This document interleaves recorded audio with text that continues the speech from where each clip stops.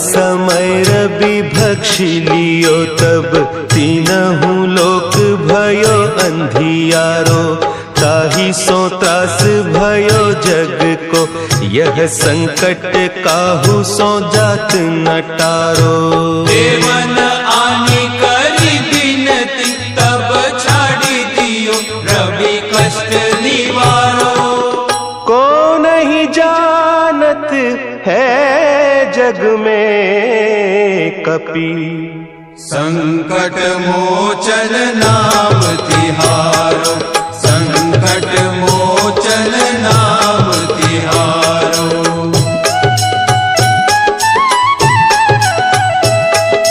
भाली की त्रास कपीस बसै गिरी जात महाप्रभु पंथ निहारो। चौकी महामुनि साप दियो तब चाहिए कौन विचार विचारो। वैद्य रूप लिवाय महाप्रभु सो तुम दास के शोक निवारो। को नहीं जानत है जग में कपि संकट मोचन नाम तिहारो। संकट मोचन नाम तिहारो। अंगद के संग लेन गए सिय खोज कपीस यह बैन उचारो। जीवत ना बची हो हम सोजू बिना सुधि लाए इहाँ पगुधारो। तेरी तके तट सिंधु सब तब लाए सिया सुधि प्राण उबारो। को नहीं जानत है जग में कपि संकट मोचन नाम तिहारो। भक्ति का नशा जब जीव को होता है तो इसी तरह से वो विवाद हो जाता है। अपने शरीर की सुध खो बैठता है, अब ध्यान नहीं रहता है, उसका तार सीधा भगवान से जुड़ जाता है। हमारे अभी पुजारी जी ने ब्राह्मण देवता ने गरुड़ भगवान की कथा, विष्णु भगवान की जो लीलाएं और कीर्तन के माध्यम से जिनका गुणगान किया, आनंद आ गया। ये आनंद की वर्षा हमेशा होती रहना चाहिए। आनंद एक समय नहीं, आनंद हर समय होना चाहिए। इसलिए सभी से मेरा अनुरोध है, आनंद स्वरूप भगवान का हमेशा ध्यान करते रहेंगे तो आपका संसारी विघ्न भी आपसे दूर बना रहेगा।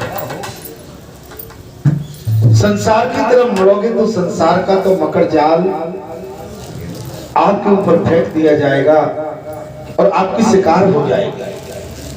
घाट पर बैठ के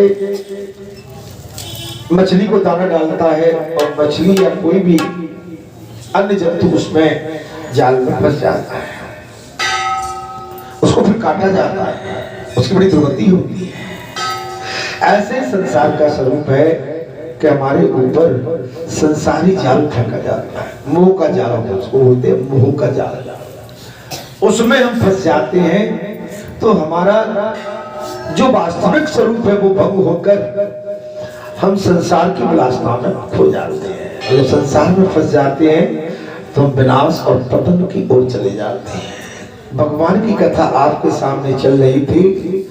अगस्त्य का श्रीशैल पर कार्तिकेय भगवान की सेवा में चल देख चले थे सती के साथ कथा सुनने के लिए, और अगस्त मुनि ने कथा सुनाई महाराज संपूर्ण।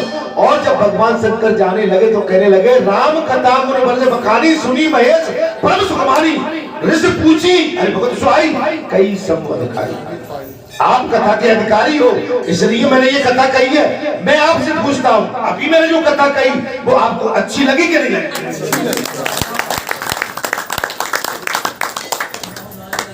अभी जो मैंने कथा कही है वो आपको अच्छी लगी? तो मैं कथा कहने का अधिकार रखता हूं और आपको कथा अच्छी नहीं लगे, आप तेरे मेरे पे ले जाओगे तो आप पाप कमाओगे। कथा का स्थान ऐसे है जैसे गंदे कपड़े को धोया जाता है, वैसे ही सत्संग के और कथा के माध्यम से संसारी जीव के ऊपर जो गंदगी लगी रहती है XYZ वो किसी के ऊपर भी हो सकती है, व्यक्ति विशेष में नहीं, उसकी या धुलाई होगी।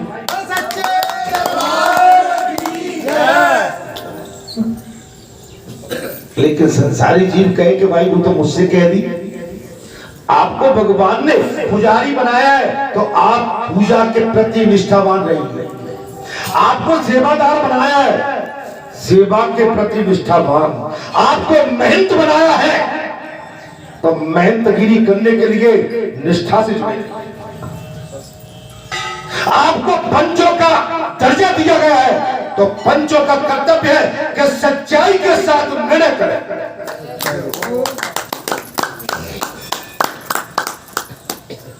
सत्य के साथ, ऐसा नहीं घूमते पेट की ओर मुड़ जाए देख के नहीं। भगवान इससे खुश होता है। कथा में, पिछली कथा में चला था कि 5 वर्ष की आयु के बालक ध्रुव जी ने तपस्या की है, माने पूरी श्रेष्ठ हिला दी है। इंद्र ने समझा कि मेरा इंद्रासन जाने वाला है। इंद्र सारे देवताओं को इकट्ठा करके, वैसे तो इंद्र ने चक्रव्यूह कि मैं अप्सरा भेजूंगा तो ये बालक उस चक्कर में तो नहीं पड़ेगा। भूत पिशाच भेज दिए, पिशाच नहीं भेज दिए, हड्डी खून पिशाच बहाने लगे। भगवान का भक्त ध्रुव 5 वर्ष की आयु में भगवान विष्णु ने अपने सुदर्शन चक्र को आदेश दे दिया, सुदर्शन जाओ मेरे भक्त ध्रुव की रक्षा करो।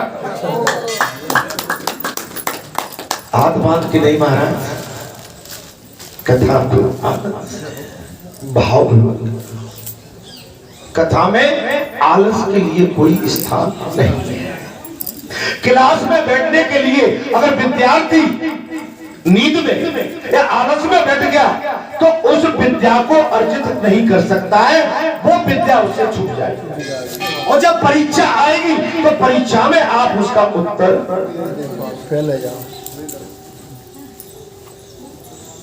बात आती है महाराज, स्कंद जी की बात चल रही थी, तब स्कंद बोल पड़े, अगस्त जी काशी क्षेत्र में लोक में अत्यंत गोपनीय बताया गया। काशी क्षेत्र को, लोक को अत्यंत गोपनीय बताया गया। वहां सब प्रकार की सिद्धि संकट है, माने तो उपलब्ध है, क्योंकि उसमें साक्षात परमेश्वर सदा निवास करते हैं। काशी में भगवान विश्वनाथ सदैव निवास करते हैं। काशी क्षेत्र आकाश में स्थित है, वो इस भूलोक से संलग्न नहीं है।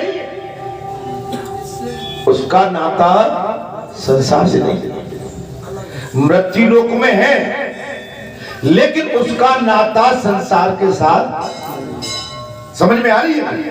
बालाजी धाम ग्राम बरेठा का संसारी नाता नहीं है। आपका इसी मृत्यु लोक में है, लेकिन संसार से नाता रखोगे तो आप फिर वो नहीं कहलाओगे। बात समझ में आ रही है? मैंने तो नहीं लिखा इसमें। देखिए, काशी क्षेत्र आकाश में स्थित है, वो इस भूलोक से संलग्न नहीं है, किंतु इस बात को केवल योगी राज देख पाते। इस सच्चाई हर कोई नहीं देख सकता। अभी बाबा ने आपके सम्मुख कुछ बातें रखी तो जी सकता है कि हमको क्या कहना चाहिए, कैसे चलना चाहिए। जिसकी सोच बड़ी होगी, जो सत्संगी होगा, जो धर्म कर्म पर विश्वास करता होगा, जो ज्ञान अर्जित करता होगा, जो गुरु पर विश्वास करके अपने पद चिन्हों को चलाता होगा, वो सच्चा सिपाही, सच्चा भक्त माना जाएगा। तभी इस तरह की बातों को हमारे सामने, आपके सामने, इस संसार के सामने रख पाए।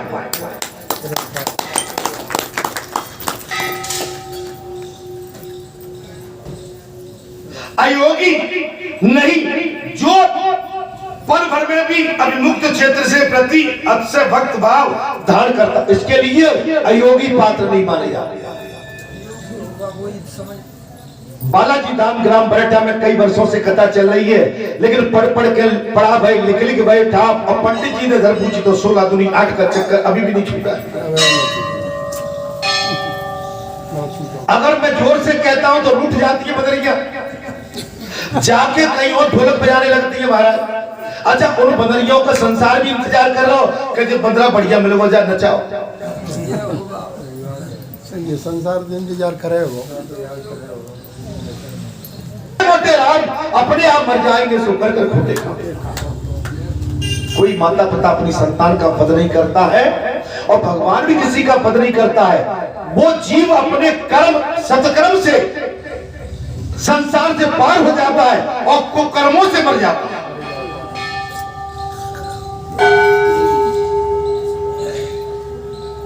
कल कोई एक संत बैठे थे मेरे पास, संसारी जी।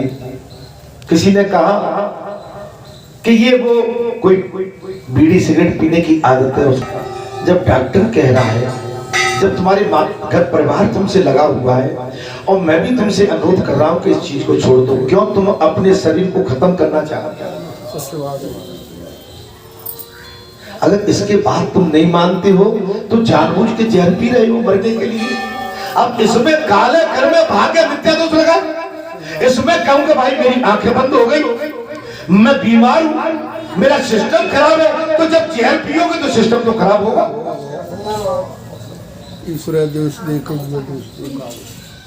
इससे बचिए। आप संत महात्मा पे जाएंगे तो वो तो आपको केवल आशीर्वाद देगा कि आपका कल्याण। कोई अपना भाव लेके अगर किसी महापुरुष के पास जाता है तो उसका कर्तव्य होता है कि वह दीन दुखी जिस तरह से परेशान होके आया उसको आशीर्वाद उठा के दे दे। वो जो पूंजी अपनी तपस्या से कमाता है, जो अपनी साधना से पूंजी इकट्ठी करता है, जो अपने त्याग बलिदान से जो पूंजी इकट्ठी करता है, वो जन कल्याण में लगा देता है, हाथ उठा के उसको दे देता है, बांट देता है। अपना धर्म का धन संचित किया हुआ वो परहित में दे देता है, अपने लिए नहीं सोचता है कि उसके इसको परिणाम क्या भोगने पड़ सकते। आपके घर में धन कमाते हो, आपको 1 लाख सैलरी मिलती है, आप जाके अपने पत्नी को दे देते हैं, अपने बच्चों के नाम कर देते हैं, जहां बांटने आता है कोई।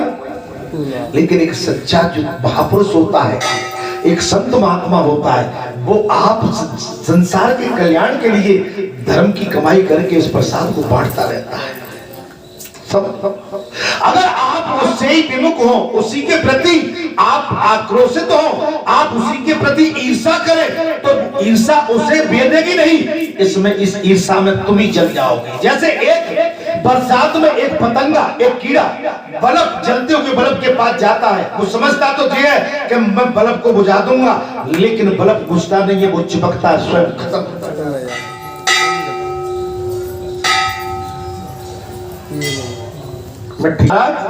कथा यहां तक आ गई। अयोगी नहीं, जो पल भर में भी अभिमुक्त क्षेत्र के प्रति अतिशय भाव धारण करता हो। बालाजी धाम के लिए सभी का भाव एक सा नहीं, ईश्वर के प्रति सभी का भाव एक सा नहीं है। आप जैसे महर्षि मेरी सती व्रता अनसुईया माता बैठी है, मैं आपको धन्य मानता हूं कि आप अपना संसार से निवृत्त होके चलो कम से कम टाइम के अनुसार कथा में आके तो बैठे। लेकिन संसार बहुत बड़ा है, माने आप उन संसारियों से अलग है। अब आपके बालाजी सरकार आपको क्यों ये ज्ञान दे रहे हैं कि भाई आपका कल्याण हो। अगर आप मुझसे कुछ चाहते हो, आशीर्वाद लेने आए हो, अगर मुझसे आप कुछ लेने आए हो, तो मैं आपको सद्मार्ग, सच्चा मार्ग और आपके कल्याण का मार्ग दे देता हूं, जिसके लिए देवलोक में बैठे हुए देवता भी तरसते हैं। मैं वो मार्ग देता हूं जिससे आपका कल्याण हो।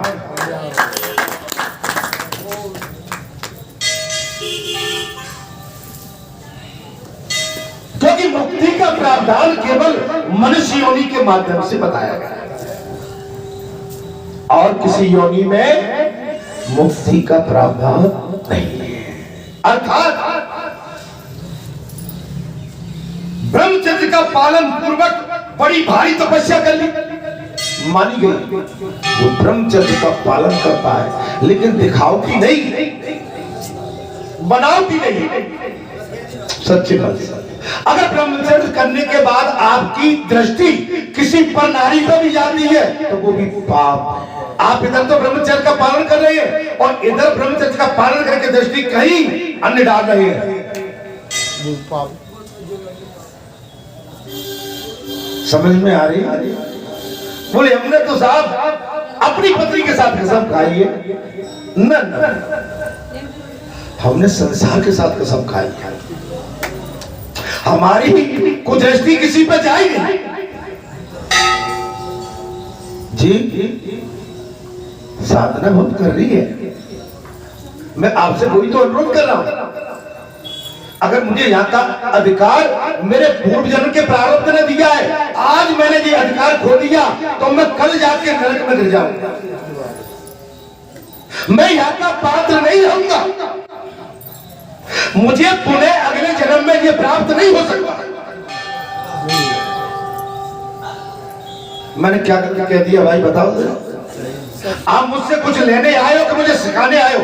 सीखने आए हो कि मुझे सिखाने आए हो? तो सीखने आए हो तो मैं तो बता रहा हूं। मदरा सेवन, नशेली कोई भी पदार्थ, बीड़ी, सिगरेट, पुड़िया, तंबाकू, लाल मिर्ची, गरम मसाले, ये हमारे शास्त्र में निषेध है।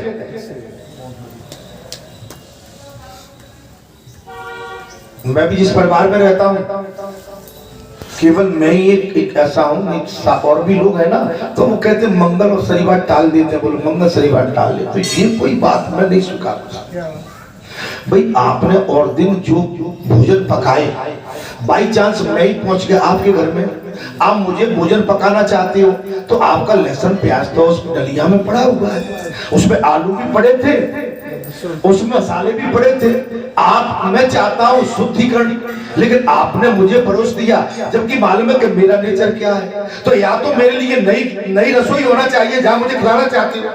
मैं थोड़ा सा एक माने कुछ ऐसे ही उदाहरण से कि अगर प्रातः काल भी हमारा कोई भूल से नाम ले लेता है तो उसको भोजन भी नसीब नहीं होता। ये बाबा तुलसी ने हमारे लिए लिख रखा है, लेकिन मैं आज आपसे ज्ञान प्राप्त करना चाहता हूँ, मैं क्या करूँ?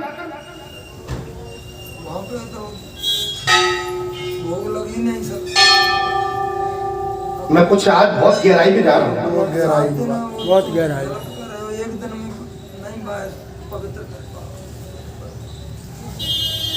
मुझे चलता हुआ भोजन, जैसे कोई चाय के डिब्बे में भेज दो वो भोजन भी मुझे स्वीकार नहीं है। रास्ता चला हुआ भोजन भी मुझे स्वीकार नहीं है। ओ बाबा, मैं क्या बोलूँ अब आपसे?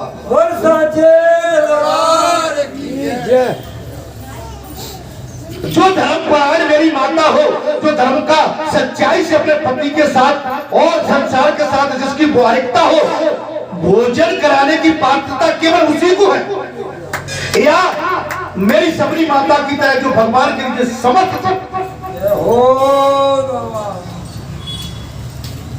मैंने आज तक कुछ नहीं कहा, लेकिन आज बहुत कुछ कहने जा रहा हूं।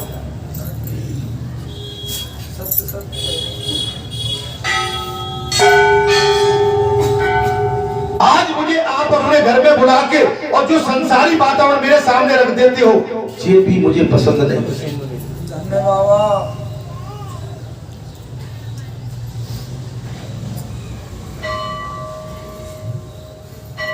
इसलिए हे भक्तों, हे संतों, मेरी विनती है, मैं आज एक बहुत बड़ा संकल्प लूंगा। आप सबका मैं इंतजार कर रहा हूं। बहुत बड़ा मैं संकल्प लेने जा रहा हूं, इसलिए मेरी विनती है आप सबसे, उसको आप सामान्य भी मत मानना, और जो संकल्प लेने जा रहा हूं वो मेरे कल्याण का मार्ग होगा। इसलिए मेरी आप सबसे अनुरोध है, अभी मैं कथा को चलाऊंगा। मैं जब भी कर पाऊंगा जब मैं स्वयं कसौटी पर खस जाऊंगा।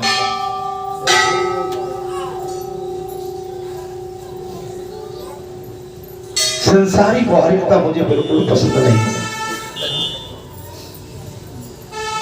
ये मेरा संकल्प है। संसारी वातावरण मेरे सामने मुझे बिल्कुल पोसाता नहीं, मुझे सुहाता नहीं। जो मेरे साथ आप समाज का व्यवहार और संसार का व्यवहार कभी कर बैठते हो, मैं उसको स्वीकार कभी नहीं कर पाता। मैं कुछ गलत बोलता जा रहा हूं, मेरी बात को लौटा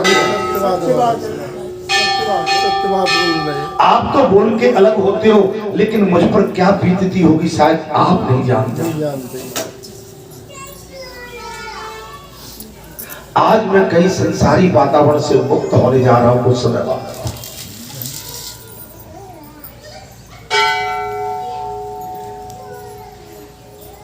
इसलिए कथा की ओर ध्यान दें। ब्रह्मचर्य पालन पूर्वक बड़ी भारी तपस्या कर ली वाली और उसके द्वारा शिव संबंधी संपूर्ण दिव्य व्रतों का पालन हो जाता है, जो 1 वर्ष तक काशी में क्रोध को जीत कर इंद्र संयम पूर्वक रहता है और दूसरे के धन से अपने शरीर का पोषण न करके पराये अन्न का भी परित्याग कर देता है। मेरी बात मिल गई आपको? पराये अन्न को त्याग कर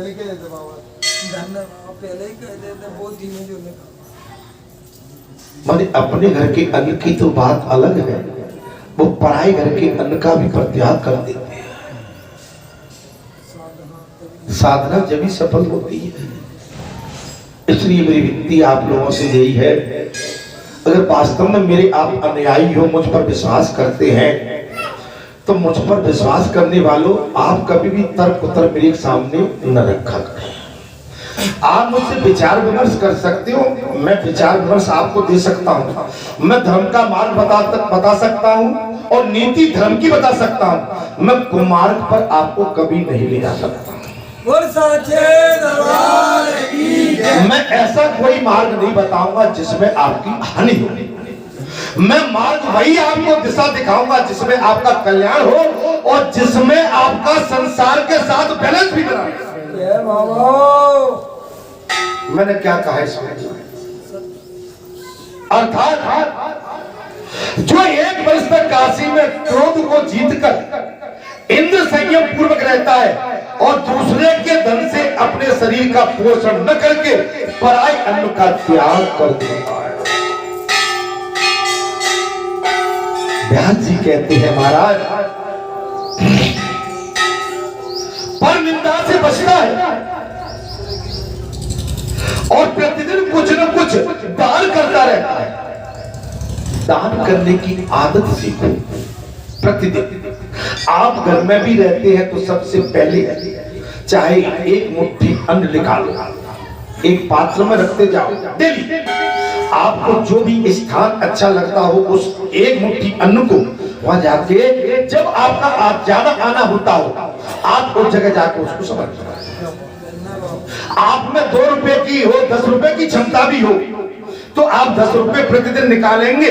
अगर वो 8 दिन में 80 रुपए होते हैं तो 80 रुपए को आप चाहो वहां से ये आदत डाल, क्योंकि 80 रुपए 100 रुपए आप 1 दिन में चढ़ाने के लिए हिचकिचाओगे, आपका दिल कमजोर होगा, आपका मन कमजोर होगा।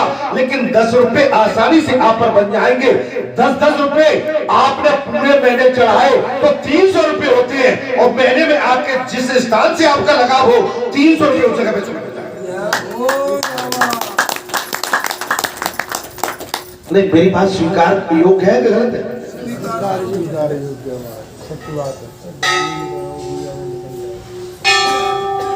जिसके घर में पैसे की कमी है, अनाज होगा। अनाज की कमी है तो कुछ न कुछ तो घर में होगा। ऐसे निकाल के तब हमारा जीवन साकार है। महाराज, अगर हमको धर्म को मजबूत करना है, प्रतिदिन कुछ न कुछ दान करते रहना चाहिए। और उसने पूर्व जन्म में सहस्त्र वर्षों तक बड़ी भारी तपस्या की होगी। जब ही आएगी ये सीख, जब ही आएगी जब उसके पूर्व जन्म का भाग्य उदय होगा। हम स्थानों पर जाते हैं लेकिन दान करने में सब कुछ करते हैं। अब लेने के लिए तो आतुर रहते हैं, लेकिन देने की बात आती है तब कहीं न कहीं अपने हाथ पीछे करते हैं। जी, अभी हनुमान जयंती आ रही है, लगभग 1-1.5 महीना बचिया, तो आप अभी से ध्यान करें। जो आप पे बन सकता है, आप अभी से थोड़ा थोड़ा थोड़ा थोड़ा करके, क्योंकि हम उस दिन के लिए इंतजार नहीं, आप अभी से लग जाओ कि हमारे घर में कोई, हमारे बाबा के धाम में कोई कारज आ गया।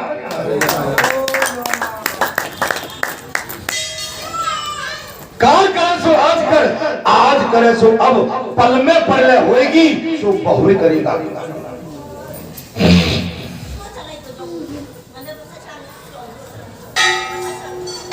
ऐसा मानना चाहिए।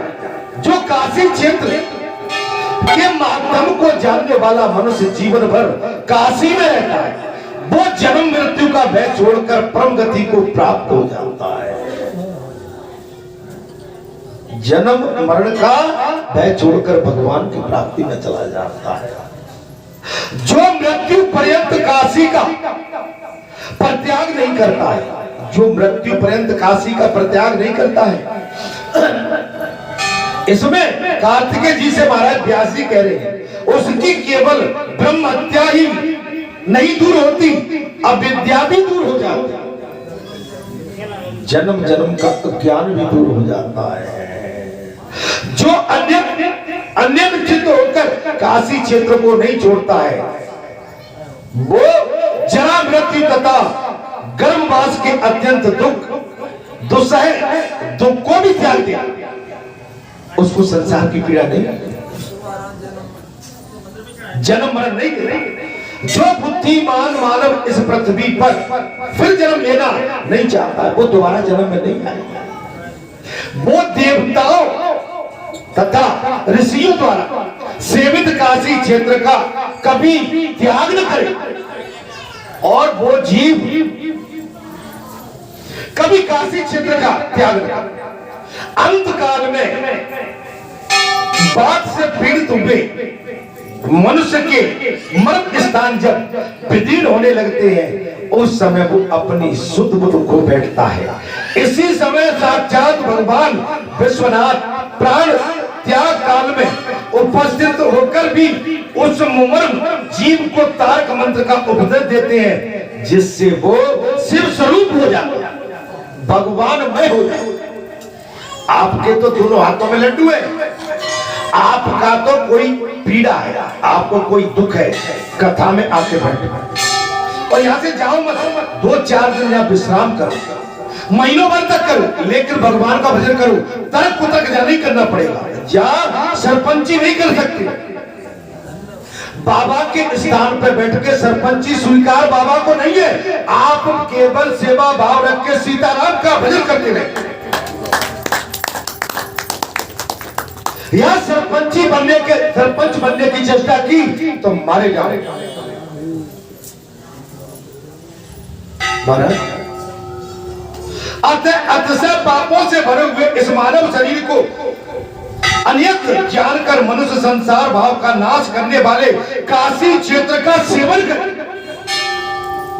आपको तो बढ़िया कथा मिली है, सुंदर स्थान मिला है, इतना सुंदर वातावरण है, आप समझ लो जंगल में मंगल है। यहाँ पर आपकी भगवान बालाजी सरकार ने आपकी दिशा ही बदल दी, आपकी मनोवृत्ति बदल दी, आपकी कल्पकाया कर दी, आपके क्षेत्र की कल्पकाया कर डाली बाबा ने। कल्पकाया काया कल्प कर दी। भाई ये सीताराम राधे श्याम, इसका कितना बड़ा प्रभाव है। जो करे वाले धाम से चल के कथा आई, आज अजर अमर हो गई, मारे दुनिया में छाई।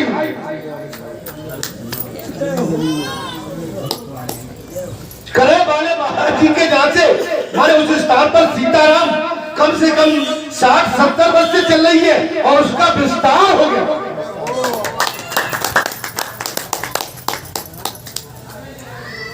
भगवान की यही तो शक्ति है, भगवान का यही तो प्रसाद है, जो भगवान ने सीताराम का प्रसाद घर घर में भेज दिया।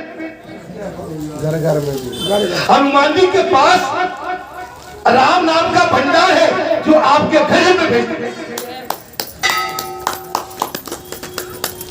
लेकिन आपने इस प्रसाद को कैसे रूप में स्वीकार किया? भजन के रूप में किया, क्रोध के रूप में किया, कि केवल इसमें से निकलना है, ऐसे समर्पित भाव से, निष्ठा भाव से। किसी का अपमान तो नहीं कर दिया, किसी को बुलाने चलाने में आपने कोताही तो नहीं रख दी, आपने अपनों का ध्यान रखा क्या? जब आपने ये कथा कहलवाई तो आपसे जो बड़े बूढ़े बैठे थे आपके घर में, कहीं आपने उनको नजरअंदाज करके कहीं हम ही चौधरी बन के तो नहीं बैठ गए?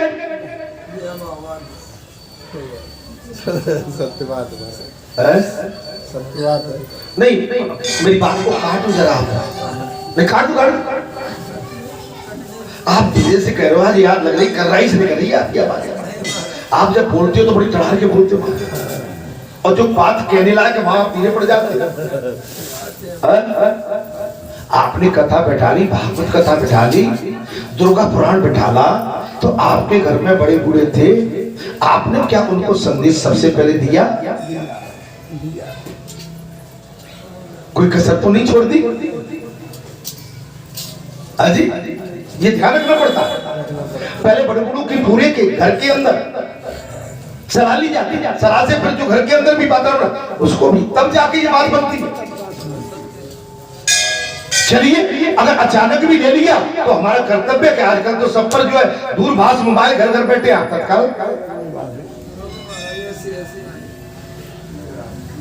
अब इसमें कोई बुराई कर रहा हूं, ध्यान करना, सभी के लिए ध्यान करिए इस बात। वो देवता तथा ऋषियों द्वारा, वो केवल जो बुद्धिमान मानव इस पृथ्वी पर फिर जन्म लेना नहीं चाहता है, वो देवता तथा ऋषियों द्वारा सेवित काशी क्षेत्र का भी कभी त्याग न करे। अंत काल में बात से पीड़ित हुए हुए मनुष्य के मर्म स्थान जब पीड़ होने लगते हैं, उस समय वो अपनी सुध बुध खो बैठता है। जब बुढ़ापा आता है तो सारी सुध बुध खो बैठती। एक बात और बता देता हूं, बुढ़ापा सबसे ज्यादा खतरनाक है। ध्यान करना इस बात का कि जब तक ये जवानी और गर्म खून है तब तक तो हम तन तन के चलते हैं, लेकिन बुढ़ापे की जंजीर जब जकड़ती है तो महाराज अच्छे अच्छे पहलवान भी धराशायी हो जाते हैं। जिस दारा सिंह ने हमारे भारत का गौरव थे, दारा सिंह हमारे भारत का गौरव थे, जो हिंदे भारत हिंदे कहा गया था उनको, हिंदे हिंदुस्तान, उनकी आई तो बिस्तर पकड़ गए। बुढ़ापा किसी को नहीं देखता है, इसलिए इस बुढ़ापे के लिए भी तैयारी अभी से कर लो।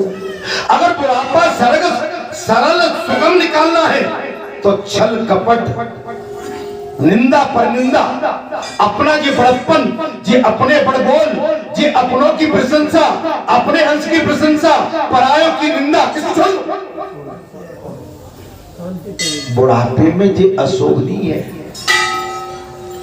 जवानी में बचपन में जो तुमने ऊट पटांग काम कर लिए वो बुढ़ापे में, अब बुढ़ापे में संभाल ले जाओगे, लेकिन बुढ़ापे में भी नहीं छोड़े तो समझ लो फिर कहां जाओगे। हे भक्तों, हे संतों, हे महात्माओं, कथा हमको ये कहती है, हमारे सदगुरु हमसे ये कहते हैं, इसी समय साक्षात भगवान विश्वनाथ प्राण त्याग काल में उपस्थित होकर उस मनुष्य जीव को तारक मंत्र का उपदेश देते हैं, जिससे वो शिव स्वरूप हो जाता है। अतः अतिशय पापों से भरे हुए इस मानव शरीर को अनंत जानकर मनुष्य संसार का भय का नाश करने वाले काशी क्षेत्र का सेवन करें।